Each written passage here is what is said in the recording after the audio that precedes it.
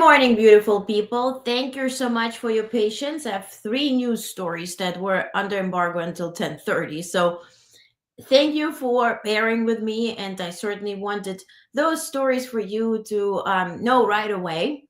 So good morning. This is our AM actual news. Thank you for being here. Hi, Lisa. Hi, Sierra. Thank you for being here. Thank you for being patient.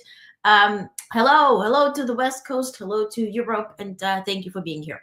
Um, Now, I have 15 news stories for you now. And what I wanted to state before we begin, in terms of social media, I have been posting so much from the get-go.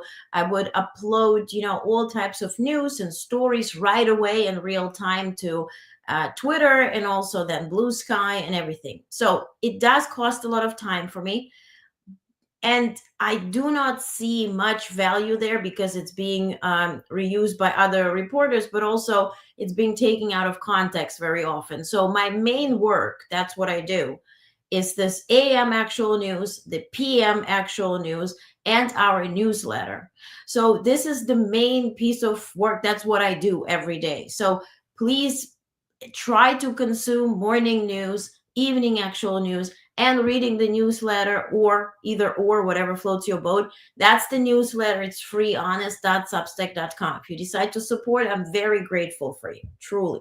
But in terms of instant updates, this instant updates will resume when we have our own app, because it's just when I post something, it's taken out of context. Everything is buzzing. I have to explain myself. I have to, it just takes so much time out of my day that I can use for our app and other news stories. So for this reason, for all the actual news, please go to newsletter. Please watch those live streams. If you missed it, you can always catch the replay. I'm still, of course, posting on Blue Sky and Twitter, but just not instantaneously right away. And just making sure that if when I post everything very clearly, so nobody is creating a buzz out of it. Okay. So also, when I would love to be very truthful and very factual, and so with the political climate we're getting into, being on platforms like Twitter becomes a question. And so for that reason, the app is the next solution. Okay, just for you to keep on track, and not to see that, oh, you're disappearing or not posting too much. This is the main piece of work. Okay, so all right, news stories that just came out literally just now. Statement from National Economic Advisor Brainard on October 2024 PCE and third quarter 2024 GDP.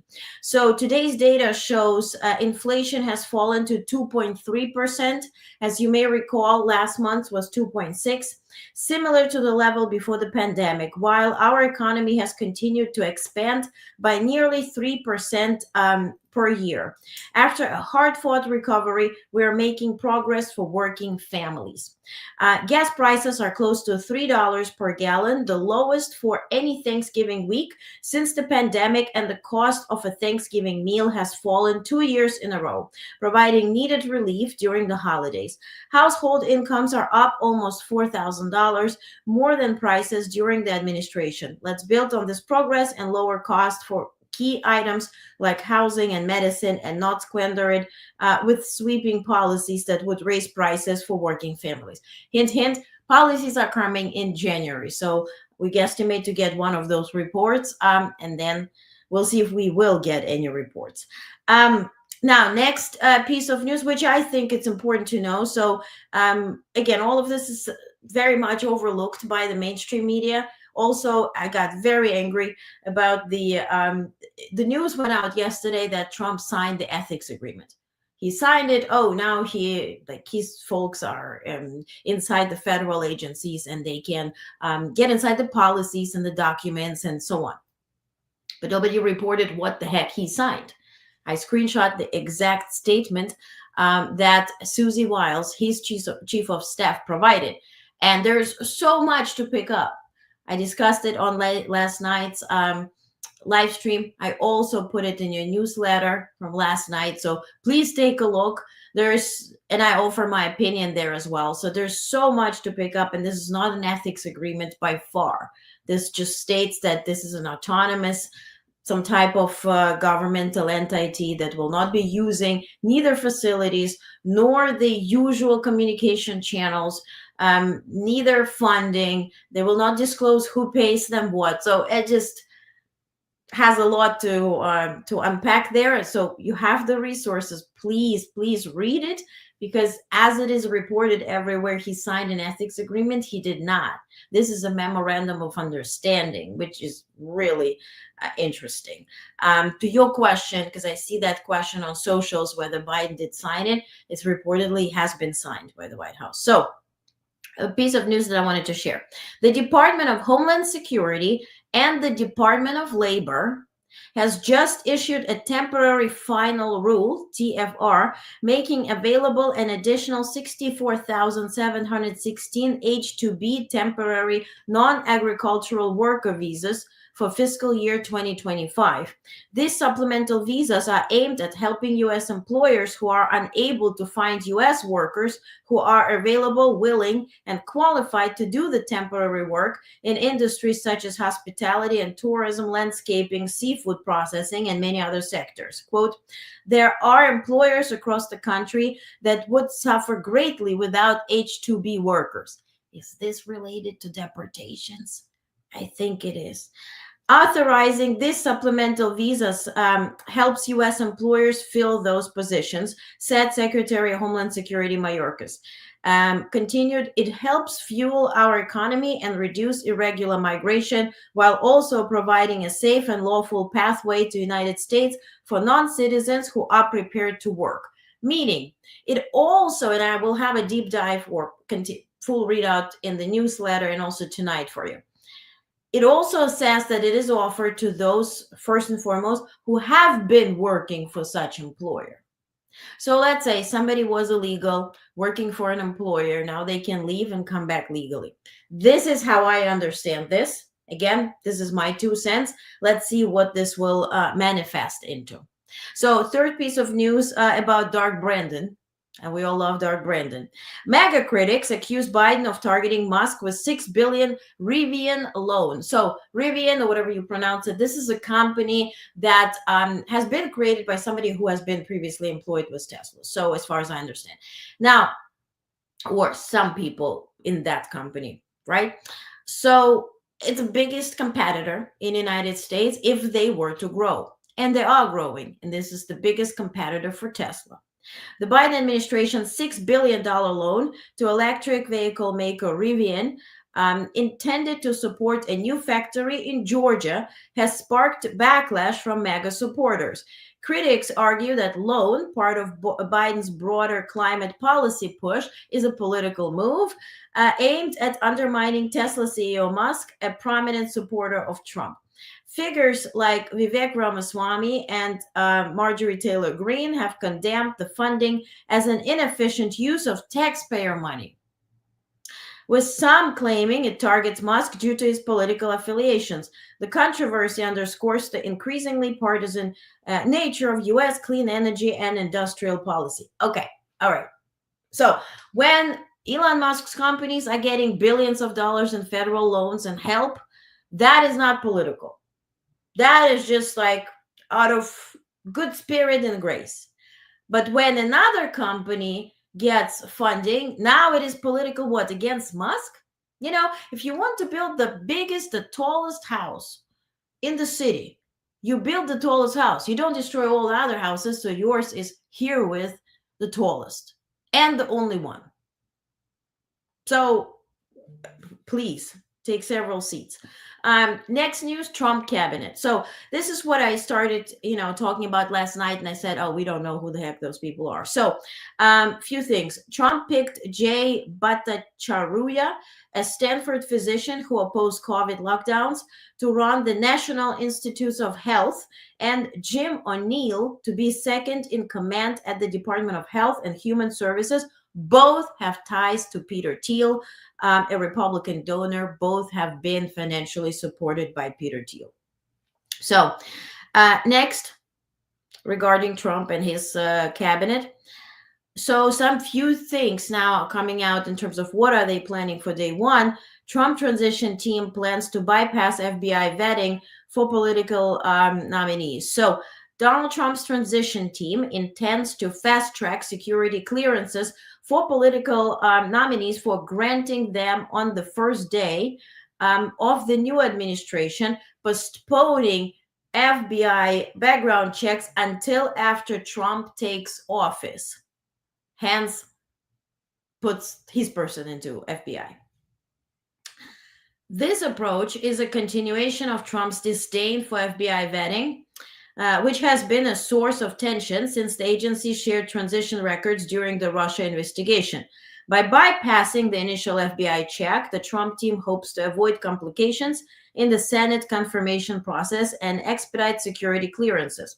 Trump has previously criticized the FBI as part of deep state conspiracy and views the clearance process as ultimately within the president's discretion rather than dependent on FBI recommendation. And also, going back to that memorandum of understanding that they signed, they said that they don't need any background checks, they do their own. And so, what is also planned is to extend the vacation for the Senate. So on January 20th, nobody will be there. And so, hence, he can approve people swiftly. Let's check quickly comments because I see them here. Sierra is happy about the EV competitor. Yes, good news indeed. I'm loving Biden is giving EV loan. Yep. Hi, Rosie Marie. Hello. Hi, Yash. Good morning. Trump's cabinet is a joke that's too lame to be funny. Yeah, and too dangerous to be funny, too, to be honest. Okay, Canada is nice. Mexico, I read out the letter from Claudia Sheinbaum, the president of Mexico, yesterday, the letter for Trump. Now, Canada's deputy prime minister and finance minister has spoken out on video, assumingly talking to Trump. So Chrystia Freeland says that we will always stand up for national interest of Canada. And I have that video for you, so take a look. So last night, the Prime Minister had a conversation with President-elect Trump. It was an opportunity to highlight the fact that the economic relationship between Canada and the United States is balanced and mutually beneficial. The fact is, we need them, and they also need us.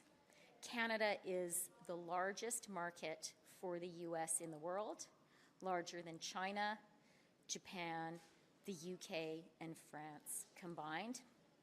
It is also the case that the things we sell to the United States are the things they really need. We sell them oil, we sell them electricity, we sell them critical minerals and metals.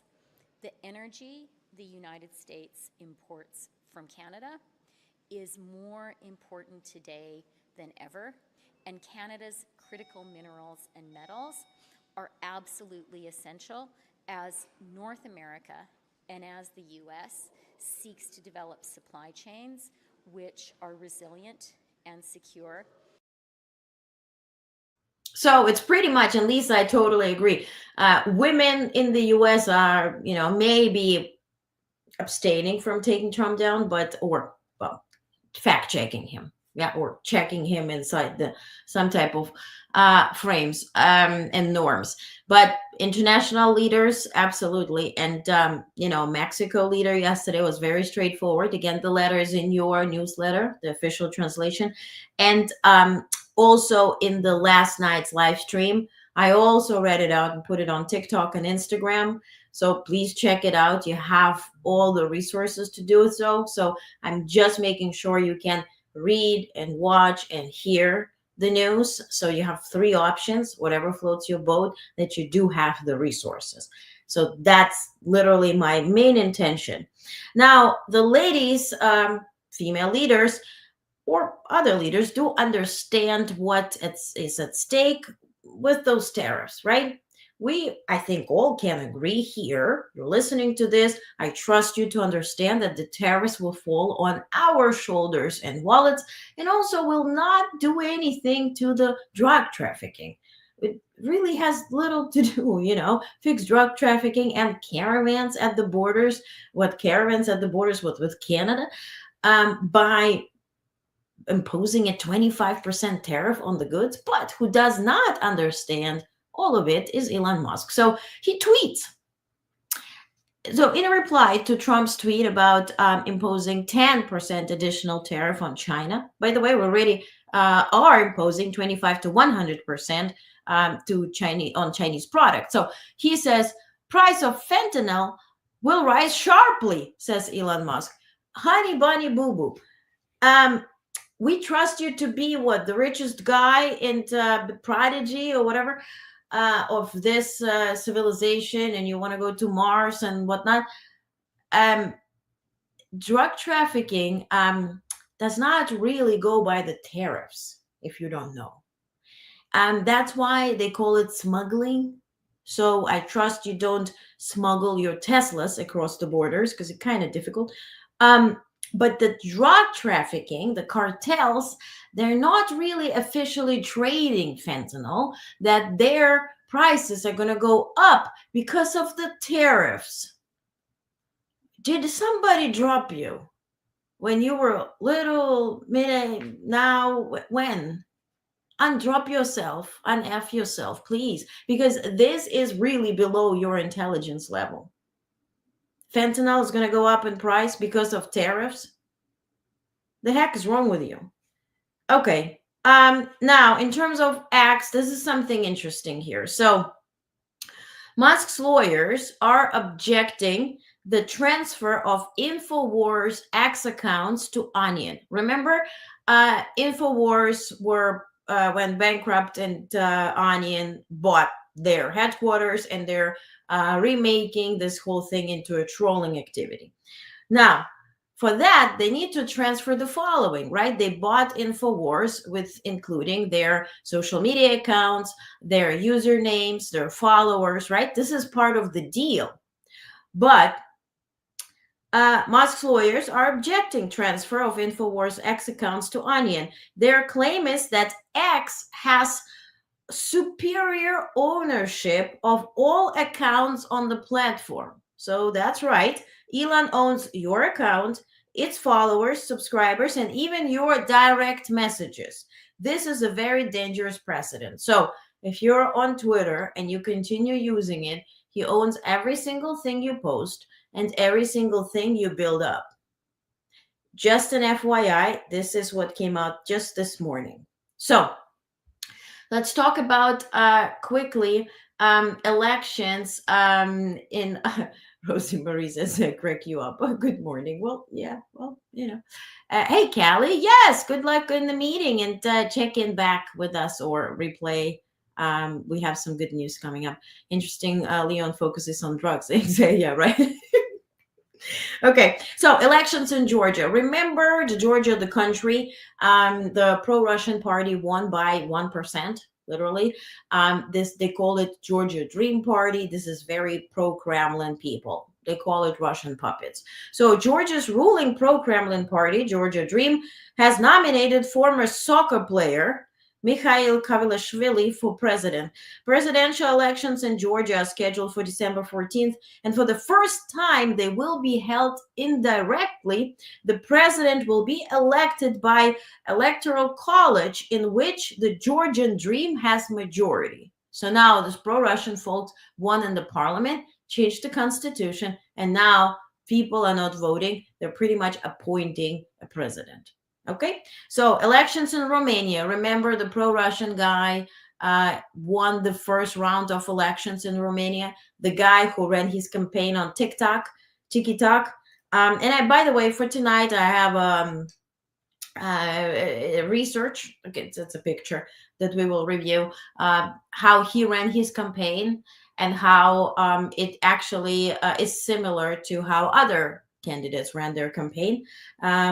And for Romania, it's certainly something that was done very much by Russia. And so the guy who won in Russia has been friends with RFK Jr. for over 15 years.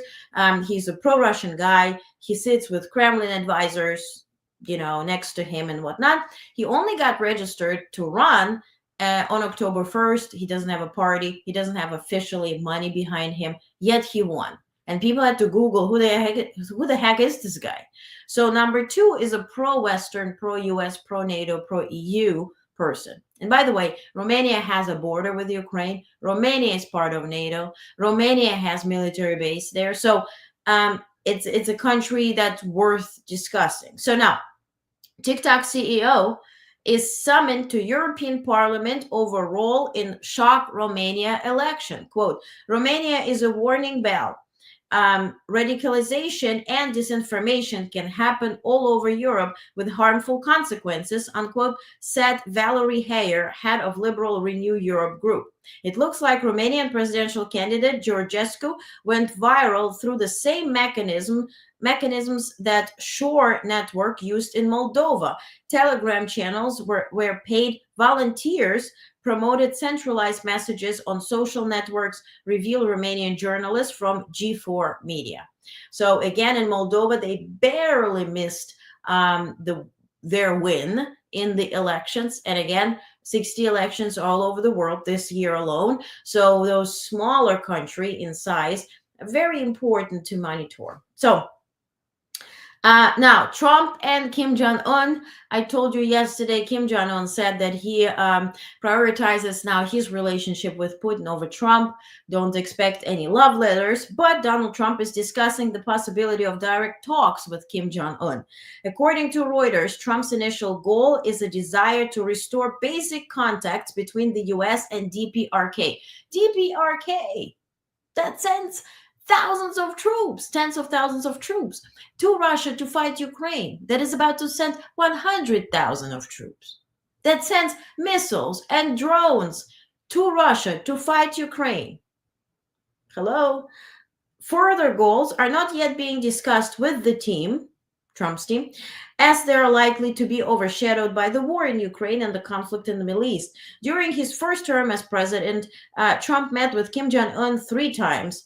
Professor Snyder says that Ukrainians are fighting and dying every day so that we can be safe and enjoy the right to say to stay ignorant and cowardly and say cowardly things on podcasts. And so he warns from such developments, and I'll have the video for you tonight. But how interesting is this? On the one hand, there's a story of resolving Ukrainian conflict in 24 hours. On the other hand, let's do a lovey-dovey relationship. Let's continue with North Korea that is openly benefiting Russia and literally fighting Ukrainians in Ukraine. So what are you going to solve here? What do you want to do? Okay. Other news is Baldwin. Alec Baldwin is in Italy, and he gave an interview where he spoke about Trump. Take a look at this video. In my country, without going into significant detail, half the people in the country are happy, and half the people in the country are very unhappy. It's a very difficult time in the United States, and I think the only way people can learn what is happening, and film is unique in this way, not only what's happening in the United States, but around the world. What's happening, you might not learn from the news. Television news in the United States is a business. They have to make money. And again, not to go into great detail about that, but there's a hole, there's a vacuum. There is a gap, if you will, in information for Americans. Americans are very uninformed about reality, what's really going on. With climate change, Ukraine, Israel, you name it, all the biggest topics in the world, Americans have an appetite for a little bit of information. That vacuum is filled by the film industry. Not just the independent film industry, not just the documentary film industry, which are very important around the world, but by narrative films as well, where the filmmakers and the buyers, the studios and the networks and the streamers are willing to go that way, and they're willing to try to make films that are not only entertaining, but informative as well. So I think right now is probably one of the most significant times in our history since film began, since the film experience began, it became an art form, it became a business, a huge business. Now is probably one of the most important times in our history for us to make films that will teach people about what reality is around the world. Grazie mille, faccio io una domanda, poi dopo... And we can say anything about Alec Baldwin, right? With the oil incident, and let's not even touch that topic. But what he says, that the television news became an art form and it's first and foremost a business. That's just right on the dot. Right on the dot. And that what Russians did know. And that is how they hacked our system. Hacked our system here, first and foremost. Not like propaganda. And I know this is actual news in the morning, so we call it a brief. We're going to do a deep dive tonight. I'm going to show this video and I'm going to talk more about it. I don't want to dive now more because you guys are always requesting a short video in the morning. So, okay. Other news, which is important, not laughing. U.S. forces on November 26 struck Iranian-aligned militia groups in Syria in retaliation for the fighters attacking American bases. U.S. Central Command, CENTCOM, said in a post on Platform X that it struck a weapons storage facility and that a battle damage assessment was underway to determine the impact of the strike. So again, November 26, U.S. Forces struck Iranian-aligned militia groups in Syria in retaliation for the fighters attacking American bases. So we were attacked, we were striking back. Now, in terms of Ukraine, a new counter-offensive is the only way forward to success for Ukraine. The commander of its armed forces recently told a small group of military bloggers. So victory is impossible if the armed forces work only in defense, says Ukrainian, chief military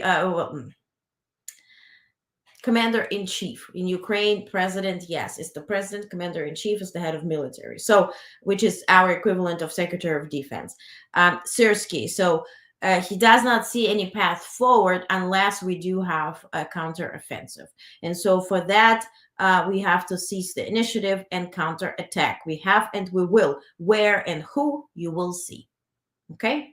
Now, in terms of Taiwan, China deployed military aircraft and ships to track and monitor a U.S. Navy plane transiting the sensitive Taiwan Strait on November 26. Beijing said, as the two nations continue to spar over self-ruled Taiwan. The U.S. Navy's 7th Fleet said in a statement a P-8A maritime patrol aircraft flew through a strait's international space in accordance with international law. And so then China deployed military aircraft and ships to track and monitor U.S. Navy ships. So, and then do I have a readout? Because that was under embargo. Did they send it to us yet? Yes, finally. Okay, so today it just was announced Treasury targets Maduro, Venezuela, right? Aligned officials leading post-election crackdown in Venezuela. So today, the Department of Treasury's Office of Foreign Affairs, Foreign Assets Control is sanctioning 21 security and cabinet level officials aligned with Nicolas Maduro. These individuals are sanctioned pursuant to Executive Order 13692 as amended for being current former officials of the government of Venezuela.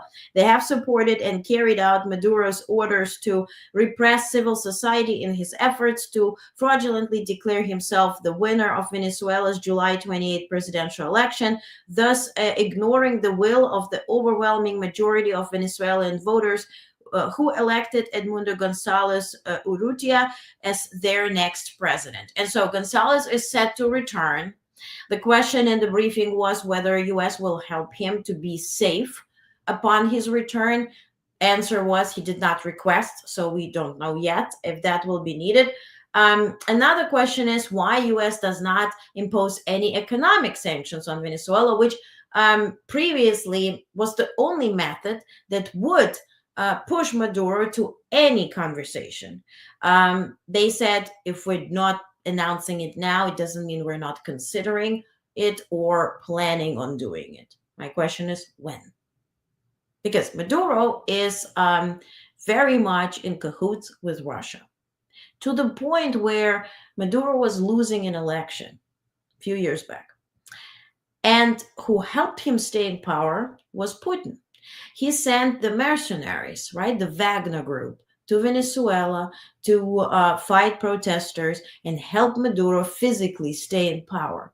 For that, Maduro transferred the gold reserves of Venezuela to Russia. So currently, those gold reserves are physically in Russia. So for that reason, Maduro heavily relies on Russia. Now, what will Trump do? What do you think? So my question is, when are those economic sanctions coming? Okay, and I'm done with the news for now. So thank you for being here. I tried to be as compact as possible, but we're going to dive into all of that, into the sanctions, into the clip. I'm going to show it again tonight, the Baldwin clip, and I'm going to rant on it. But I don't want to waste your time now here. Now, newsletter is coming tonight. Newsletter is coming tomorrow. Newsletter is coming on Friday. We're not skipping days on newsletters. I know newspapers and everybody's happy holiday. We're off till Monday, yada, yada. We're not off till Monday. What we're skipping is Thursday night live stream, because you're going to be with family, enjoying food, enjoying your life. And last thing you want to see is me. So Thursday night, we don't have a live stream, but tonight we have, tomorrow morning, we have our actual news. And then Friday morning and evening per usual. Okay? All right. Have a peaceful day. Consume actual news. Get on the newsletter. Read it. Watch it. Share it. Let's just spread the message of actual news. You've heard Alec Baldwin. We need to spread actual information. For me, this is not an art form. This is not a business.